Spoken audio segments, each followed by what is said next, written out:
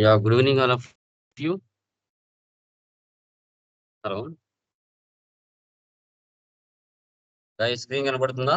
Please confirm once. వస్తుందండి display వస్తుంది.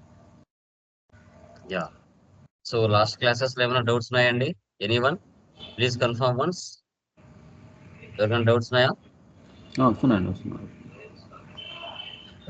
Okay guys.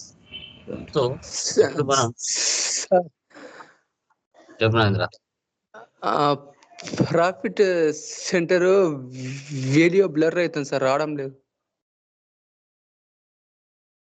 2 రోజుల క్రితం చెప్పిన క్లాస్ సార్. విన్నాను చేసావా క్లాసు? అది మొత్తం బ్లర్ ఉంది సార్, అర్థం అది వీడియోతో మాటలు వచ్చినాయి, వీడియో స్ట్రక్ అయిపోయింది సార్. అది అర్థం కాలేదు. నెట్వర్క్ బాగా చూసుకో, మిగతా వాళ్ళందరికి వస్తుంది కదా, నీకు ఎందుకు రాదు? అది డౌన్లోడ్ చేసిన సార్, స్కైప్ చెక్ లోనే చేసుకో డౌన్. సార్, మళ్ళీ చెక్ చేసుకో, వేరే లింక్ పంపిస్తాను. Okay okay sir. Yeah, done guys. So తర్వాత మనకి కొన్ని ఇంపార్టెంట్ సంబంధించిన టాపిక్స్ లో థియరీ డిస్కస్ చేస్తాను today.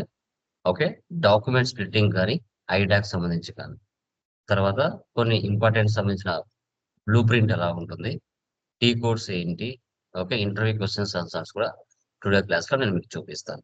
Okay,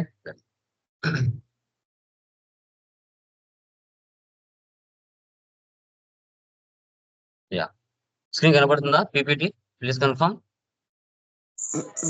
yes sir. Yeah, done. చూడండి, డాక్యుమెంట్ స్ప్లిట్టింగ్ అంటే ఏంటి? డాక్యుమెంట్ స్ప్లిట్టింగ్ స్మాల్ డెఫినేషన్ ఇచ్చానండి. The document splitting is the most powerful tool, is widely and most commonly used with this function.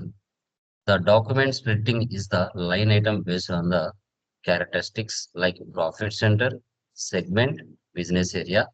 It is used to get the financial statement correctly for segment reporting. Document splitting types: active splitting, passive splitting, zero balancing splitting. ఇక్కడ మీరు గమనించినట్లయితే ఇండియాలో financial year ఉంటుంది 1 April 1 నుంచి 31 మార్చ్కి. Okay, ఈ యొక్క financial year లో మనం ఎండ్ ఆఫ్ ది ఇయర్ లో బిజినెస్ ప్రాఫిట్ లో ఉందా, లాస్ లో ఉందా అనేది మనం చెక్ చేసుకుంటాం. As per books of accounts ప్రకారంగా మనము ఎక్స్పెన్సెస్ ఇన్కమ్స్ ని నెక్స్ట్ ఇయర్ కి ట్రాన్స్ఫర్ చేయలేం. వాటిని అసెట్స్ కాను లయబిలిటీస్ కాను మనం మార్చుకొని ట్రాన్స్ఫర్ చేసుకుంటాం. అలాగే ఇక్కడ కూడా స్ప్లిట్టింగ్ చేసుకుంటారు. ఏ విధంగా? లైన్ ఐటమ్ బేస్డ్ విధంగా. అంటే ఇప్పుడు vendor line item display, GL line item display. Okay, so తర్వాత కస్టమర్ లైన్ ఐటమ్ డిస్ప్లే. అవి మనం చూస్తూ ఉంటాం కదా, ఏ డేట్ లో ఏ రోజున ఎలాంటి ట్రాన్సాక్షన్స్ మనం పోస్ట్ చేస్తాము అనేసి, అలా అనమాట.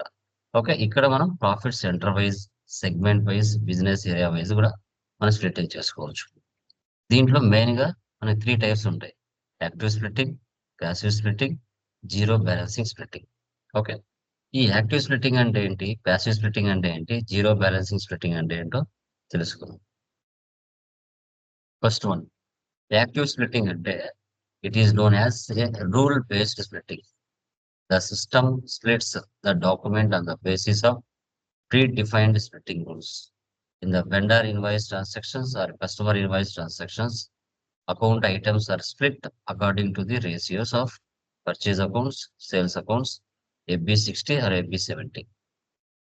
ఇప్పుడు మనం కస్టమర్ ఇన్వాయిస్ పోస్ట్ చేస్తున్నాం, వెండర్ ఇన్వాయిస్ ని మనము పోస్ట్ చేస్తున్నాం. వాటి యొక్క వెండర్ లైన్ ఐటమ్స్ ని వెళ్ళి చెక్ చేసుకోవడం కూడా జరుగుతుంది. సో యాక్టివ్ స్ప్లిట్టింగ్ అంటే దీన్ని రూల్ బేస్డ్ స్ప్లిట్టింగ్ అంటాం. సో దీంట్లో మనకి ఎగ్జాంపుల్ ఒక 20,000 ఒక ఇన్వాయిస్ పాస్ చేసాం అనుకో, ఆ 20,000 లో ఒక 12,000 కి ఒక ఇన్వాయిస్, 8,000 కి ఒక ఇన్వాయిస్ స్ప్లిట్టింగ్ చేయొచ్చు. అది పర్చేజ్ అయినా సేల్స్ అయినా దాన్ని మనం యాక్టివ్ స్ప్లిట్టింగ్ అని చెప్పొచ్చు. ప్యాసివ్ స్ప్లిట్టింగ్ అంటే ఏంటి? ఈ passive splitting is used during clearing transactions like payment transactions. The system creates a reference to the existing account assignments. These are usually basis for the line items to be split. ఇప్పుడు పైన ఏమో vendor invoices customer invoices post చేశారు. వాటిని clear చేయాలి అంటే passive splitting ని మనం use చేస్తాం. ఓకే, అవి అవుట్ గోయింగ్ పేమెంట్స్ అయినా ఇన్కమింగ్ పేమెంట్స్ అయినా, అందుకోసం ప్యాసివ్ స్ప్లిట్టింగ్ ని మనం యూజ్ చేస్తాం. తర్వాత zero balancing. So it is a splitting ensures the document is balanced and that the document is also balanced for specific characteristics. ఇక్కడ ఇప్పుడు పైన ఏమో వెండర్ పోస్ట్ చేశారు, కస్టమర్ పోస్ట్ చేశారు, వాటిని ప్యాసివ్ స్ప్లిట్టింగ్ లో అమౌంట్స్ క్లియర్ చేశారు. అవి కరెక్ట్ గా క్లియర్ అయినాయా లేదా బ్యాలెన్సెస్ అనేది చెక్ చేసుకుంటుంది zero balancing splitting. Okay, example ఒక సినారియో చూడండి. Before document splitting. ఇక్కడ ఒక కస్టమర్ కి సేల్స్ ఇన్వాయిస్ మనం పోస్ట్ చేస్తాం. కస్టమర్ అకౌంట్ 20,000 అనుకోండి. దాంట్లో sales account credit 12,000, SA 100 profit centre.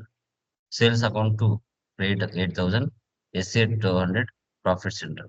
ఒకటి 12,000 స్ప్లిట్టింగ్ చేస్తారు, మరొకటి 8,000 స్ప్లిట్టింగ్ చేస్తారు. అవుట్పుట్ ట్యాక్స్ వచ్చేసి 28 ఉండొచ్చు, 2 ఉండొచ్చు, 5 ఉండొచ్చు, 18 ఉండొచ్చు, ఏ విధంగా ఉండొచ్చు. ఓకే, సపరేట్ ఇన్వాయిస్ స్ప్లిట్ అవుతుంది.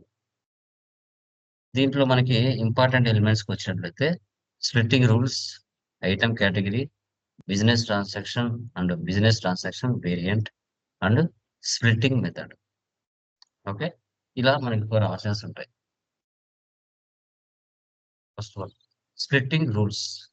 The splitting rule defines 2 things: which account items are split, what calculations are used to split based on specific accounting items. ఇప్పుడు మీరు ఒక ఎంట్రీ పాస్ చేస్తారు, అది సేమ్ లైక్ వెండర్ ఇన్వాయిస్ కానీ customer invoice కానీ. Okay, so entry pass చేసిన తర్వాత ఏది మనం స్ప్లిట్ చేయాలనుకుంటున్నాం పర్టికులర్ గా, కస్టమర్ ఇన్వాయిసా వెండర్ ఇన్వాయిసా అనేది మనకి ఇంపార్టెంట్. తర్వాత item category. Item category is the grouping of new GL accounts. Instead of defining the splitting rules for all expenses accounts, individually the item category groups all expenses accounts together. ఇప్పుడు మనకి expenses కూడా ఉన్నాయి కదా, rent, salaries, telephone bill, electricity bill, ఇలా item category wise గా మనం individual గా separate గా కూడా స్ప్లిట్ చేయొచ్చు. Business transaction variant. So it is a general break down of an business process. It is variant is a specific version of a business transactions. Okay, ఇప్పుడు variants ఏంటంటే business లో ఏ business అయినా కానివ్వండి. ఇప్పుడు మీరు ఒక సినిమా తీస్తారు, పెట్టిన పెట్టుబడి వచ్చిందా రాదా, బ్రేక్ ఈవెన్ అయిందా అని అడుగుతారు కదా.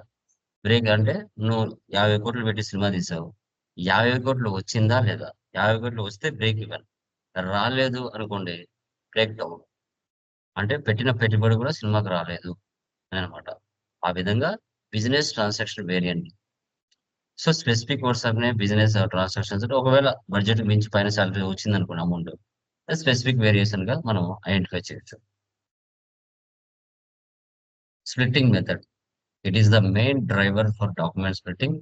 It is the list of all splitting rules for business transactions.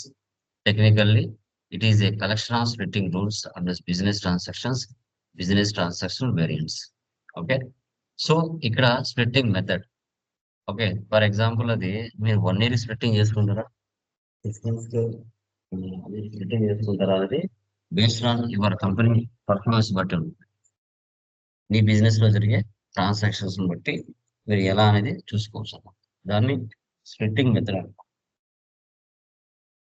Okay, దీనికి సంబంధించిన కాన్ఫిగరేషన్ స్టెప్స్ అన్ని ఒకే చోట ఉంటాయి. ఓకే, కాన్ఫిగరేషన్స్ అన్ని కూడా. సో మనకి classify the zero accounts for document splitting, classify document types for document splitting, define the zero balance clearing account, assign zero balance clearing account, define document splitting characteristics for general ledger accounting, define document splitting characteristics for controlling. Okay, activate document splitting, customer posting every 70, customer payment every 20. So వీటిని మనం configuration steps అంటాం. Okay? ఇది మనం document splitting సంబంధించిన minimum basic theory. Okay, yeah. తర్వాత